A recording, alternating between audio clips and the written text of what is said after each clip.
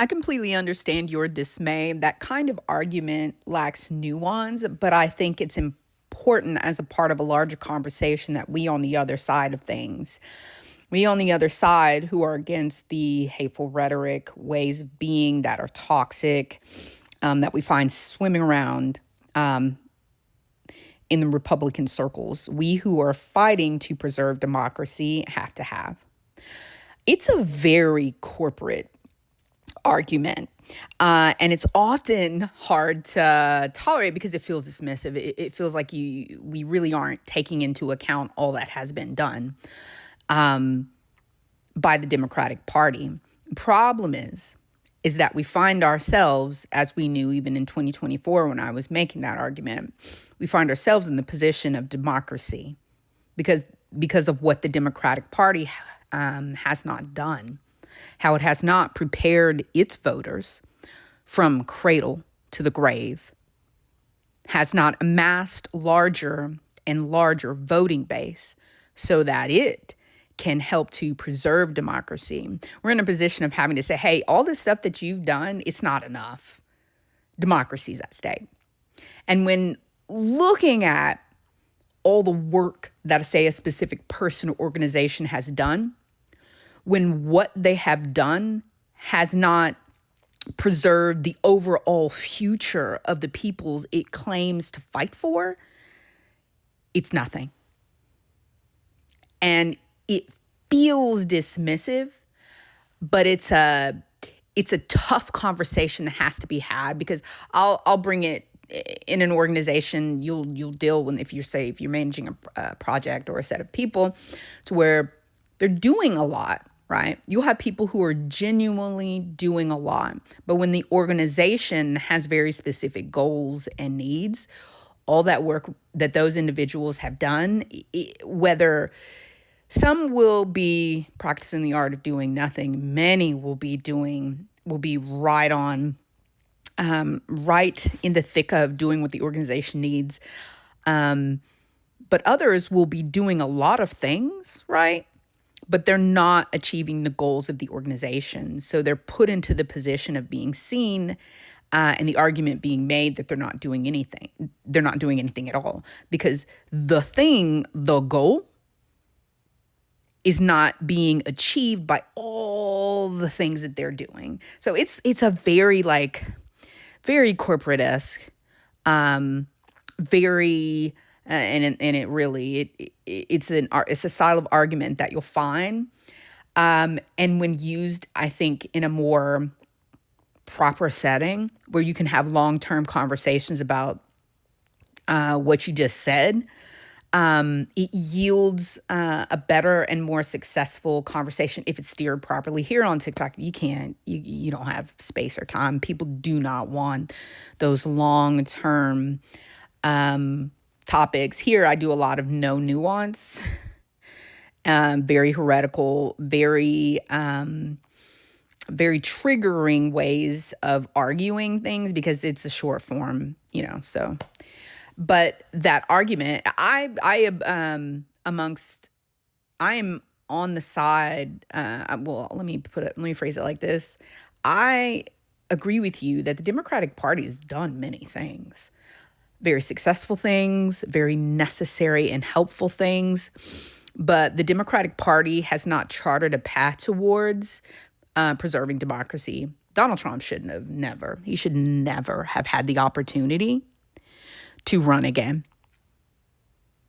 And I guarantee that Republicans, if they're Donald Trump, whoever that comes up to be, they're going to ensure that person is buried under the courthouse and has no other political future.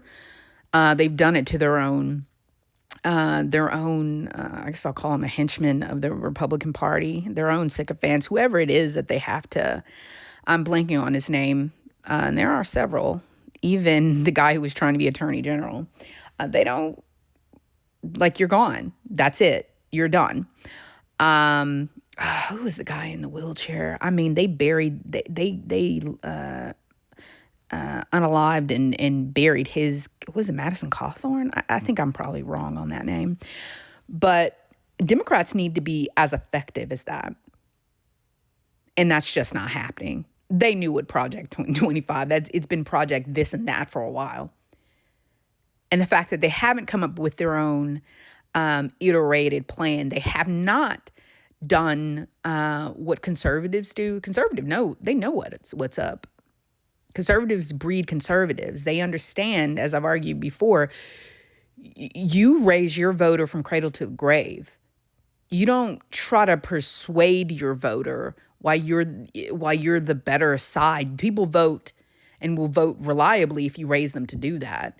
And that's what Republicans have done. And what I don't want to reiterate another video that I made, which was when I was explaining that other professional that when he looked at Kamala and was Kamala and was talking about, she was saying she's a problem because it's the fact that she's being a corporate Democrat, et cetera, that was the problem. And I said, your argument, it didn't even take into account the reality of the demographic and the situation of the way people think in America.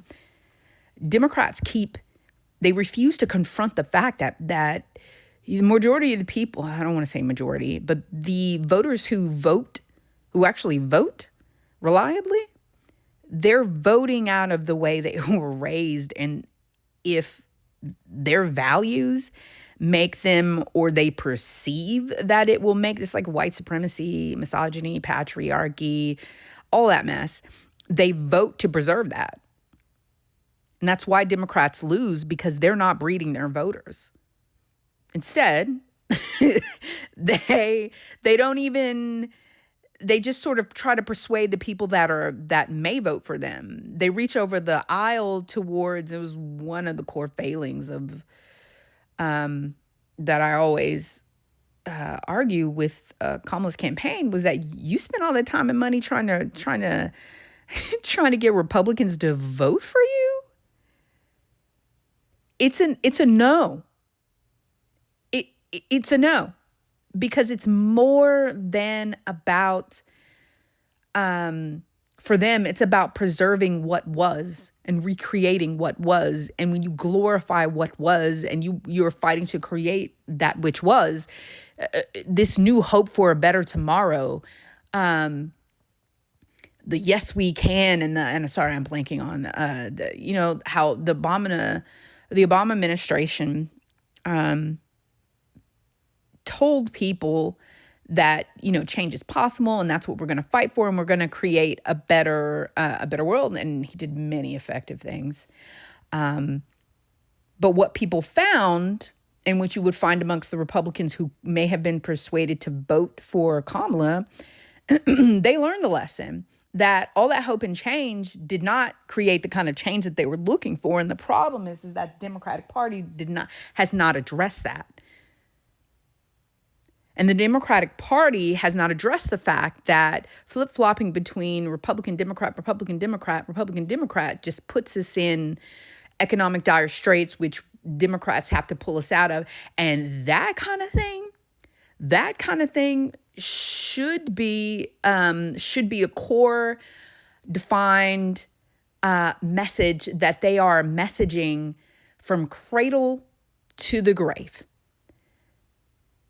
The problem is like none of this, all the things that are being done are not enough to address what's really going on. And so that's why it's easy to make the argument, quite frankly, that Democrats are engaging in the politics of doing nothing, no matter how much they appear to be doing. Because the politics of doing nothing, like in my state, politics of doing nothing has them banning THC products, which is a load of craziness, instead of addressing trafficking, driving down the level of addiction, driving down people's inability to have a good voting location, not driving that down, but driving up their ability to get a quality education, reducing the taxes, like none of doing any of the things that are needed. They're just simply doing something and then talking a lot about that. So they appear to be doing everything